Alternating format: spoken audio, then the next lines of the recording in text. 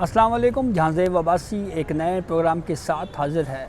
मुजज़्ज़दा 26वीं आइनी तरमीम के मामले के ऊपर पार्लियामेंट में पार्लिमानी जमातें आपस में सर जोड़ के बैठी हुई हैं, लेकिन अभी तक इस मामले के ऊपर कोई डेडलॉक की सी सूरत हाल बरकरार है और कोई हतमी नतीजा नहीं निकल रहा।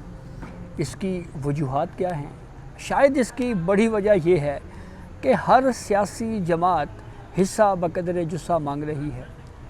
इसी वजह से इजलास होते हैं, गुफ्तगू होती है और फिर उसके बाद कहीं टीवी स्क्रीन्स के ऊपर एक दूसरे के ऊपर इल्ज़ामात लगाए जाते हैं और फिर हमारे सियासतदान पार्लियामेंट से रवाना हो जाते हैं। आज भी कुछ ऐसी ही सूरत हाल रही। आज खसूसी कमेटी का 7वां इजलास था और इस 7वें इजलास में भी न सिर्फ ANP और पाकिस्तान तहरीक इंसाफ के दरमियान तकरार हुई, बल्कि इल्ज़ामात भी लगाए गए और फिर उसके बाद ये इजलास भी अगली मुशावरत जारी रखने पर की बुनियाद के ऊपर मुलतवी हो गया। इस इजलास में क्या हुआ, कौन सी पार्टी क्या हिस्सा मांग रही है, इसके ऊपर डिस्कशन करेंगे। तफसीलात में जाने से पहले एक आपसे रिक्वेस्ट है कि हमारा चैनल सब्सक्राइब कर लें ताकि नई आने वाली वीडियो या अपडेट आपको बर वक्त मिल सके। तो आज का इजलास भी तकरीबन 2.5 घंटे पर मुहित रहा। 2.5 घंटे तक ये इजलास जो है वो चलता रहा और इस इजलास का जो नतीजा है वो क्या निकला?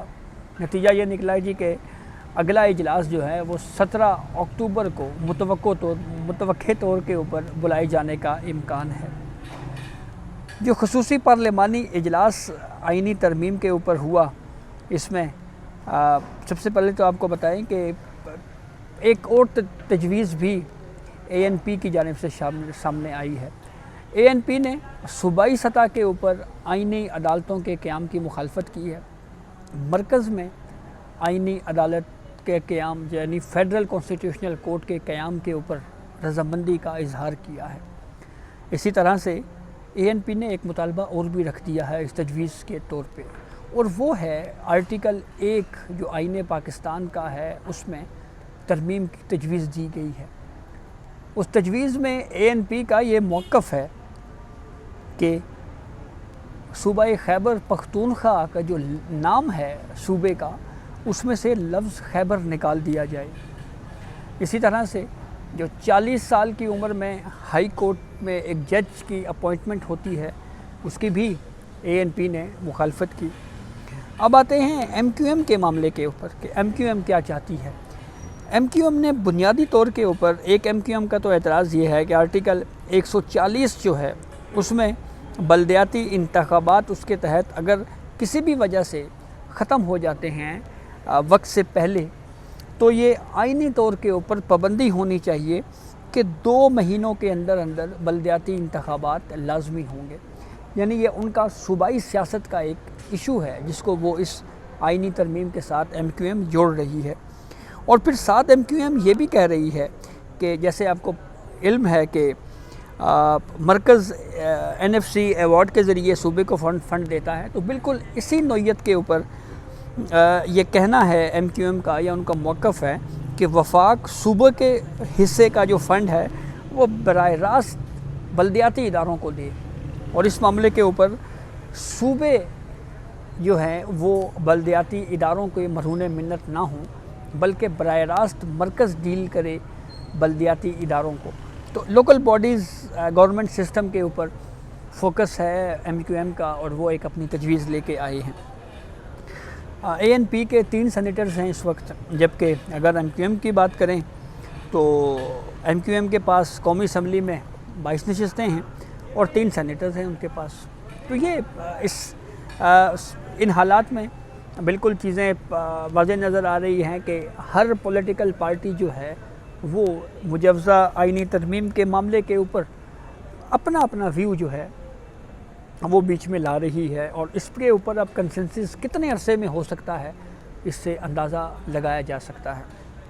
अब आपके आज का जो इजलास है उसमें जो तल्ख़ कलामी हुई बिटवीन ANP के मेंबर जनाब एमल वली साहब के दरमियान और उमर अयूब के दरमियान, اس پہ ایمل ولی نے یہ کہا کہ بیرسٹر گوہر کے علاوہ سب کمیٹی کا وقت ضائع کر رہے ہیں. جب انہوں نے یہ کہا کہ پاکستان تحریک انصاف جو ہے وہ اس معاملے کے اوپر اس کو سنجیدہ نہیں لے رہی, صرف بیرسٹر گوہر ہی ہیں جو اس معاملے کے اوپر جو ہے وہ چیزیں پڑھ کے آتے ہیں اور اس کے اوپر ڈسکشن ہوتی ہے, جبکہ دیگر پاکستان تحریک انصاف کے جو اراکین ہیں وہ اس معاملے کو سنجیدہ نہیں لے رہے, اس کے اوپر جو ہے وہ پڑھ کے نہیں آتے, کوئی انپٹ مؤثر انپٹ نہیں دی جا رہی. تو یہ ایک ویلڈ نقطہ ایمل ولی صاحب نے اٹھایا, لیکن اس کے اوپر عمر ایوب صاحب کو کہا یہ جاتا ہے جی کہ جو ذرائع سے ہم تک انفارمیشن ملی ہے کہ ان کو یہ بات کافی ناگوار گزری, اور انہوں نے کہا جی کہ اس بات کا کیا مطلب ہے, آپ کون ہوتے ہیں یہ کہنے والے. میں اور پھر ایمل ولی نے کہا کہ میں تو چیئر سے بات کر رہا ہوں, آپ کی چیئر کو مخاطب کریں, یعنی آپ دو بدو نہ ہوں, آپ بالکل آمنے سامنے ہو کے بات نہ کریں. میرا جو ویو ہے وہ میں نے جو کمیٹی کے جو چیئر ہیں جو اس کو سربراہی کر رہے ہیں میں نے ان سے بات کی ہے, آپ نے اگر اس کا جواب دینا ہے تو آپ انہی کو مخاطب ہو کے کہیں, آپ مجھے براہ راست یہ بات نہ کریں. تو اس پہ عمر ایوب نے کہا کہ میں تو کبھی آپ سے بات نہیں کرنا چاہتا, کون بات کر رہا ہے آپ سے. تو یہ اس طرح کی جو ہے وہ ڈسکشن ہوئی. حالانکہ ایمل ولی صاحب کا میرے خیال میں اگر یہ اس کے اوپر انہوں نے پوائنٹ آف ویو دیا ہے تو اس کو پی ٹی آئی کو کنسیڈر کرنا چاہیے کہ آپ کم از کم تیاری کر کے آئیں, پراپر چیزیں پڑھ کے آئیں, تاکہ بامعنی مشاورت کا عمل جو ہے وہ آگے بڑھ سکے. اسی طرح سے پھر خورشید شاہ صاحب نے یہ کہا جی کہ اعظم نذیر تارڑ جو ہے وہ اجلاس میں ان کو ہونا چاہیے, اور پھر اس کے بعد انہوں نے یہ بھی کہا کہ اجلاس پہلے بلایا جائے, مشترکہ ڈرافٹ تیار کر کے خصوصی کمیٹی کے سامنے پیش کیا جائے. پی ٹی آئی نے پھر جے یو آئی کے ساتھ اپنا ڈرافٹ شیئر کرنے کے لیے وقت مانگا ہے, اور اب امکان یہ ظاہر کیا جا رہا ہے کہ 17 اکتوبر کو اس مجوزہ آئینی ترمیم کے معاملے کے اوپر جو پارلیمانی جماعتوں کا جو خصوصی کمیٹی کا اجلاس ہے یہ 17 اکتوبر کو بلائے جانے کا امکان ہے. آگے ویسے بھی شنگھائی تعاون تنظیم کا معاملہ ہے, اس کے اوپر کافی زیادہ حکومت کی بھی توجہ اس ایشو کے اوپر ہے. تو اب یہ مشاورتی عمل تو بہرحال جاری ہے, لیکن اس میں ہر پولیٹیکل پارٹی کی جانب سے, جیسے میں نے آپ کو آغاز میں بتایا کہ اس میں کچھ اپنی انپٹ کے نام کے اوپر کچھ ایسی چیزیں بھی دی جا رہی ہیں جو کہیں نہ کہیں ان کے اپنے سیاسی طور کے اوپر ان کی جھلک نظر آتی ہے. لیکن یہ بھی ایک فیکٹ ہے کہ سیاستدان ہیں یا سیاسی پارٹیز ہیں وہ سیاست ہی کرتی ہیں. تو بہرحال دیکھنا یہ ہے کہ یہ کنسلٹیشن یا مشاورت کا جو عمل ہے یہ کب تک مکمل ہوگا, اور پھر اس کے بعد کب کسی حتمی ڈرافٹ کے اوپر جو ہے وہ تمام پولیٹیکل پارٹیز متفق ہو سکتی ہیں. مجوزہ آئینی ترمیم کا معاملہ جو کہ 26ویں آئینی ترمیم پہ 17 اکتوبر کو سپریم کورٹ میں بھی اس حوالے سے رجسٹرار آفس کے اعتراضات کے خلاف اپیل پر سماعت ہونی ہے, تو دیکھیں اس میں کیا ڈیولپمنٹ ہوتی ہے. تو یہ جو اندرونی جو انفارمیشن ہم تک پہنچی اس حوالے سے ہم نے سوچا آپ کو اپڈیٹ کیا جائے. اجازت دیجیے, اللہ حافظ.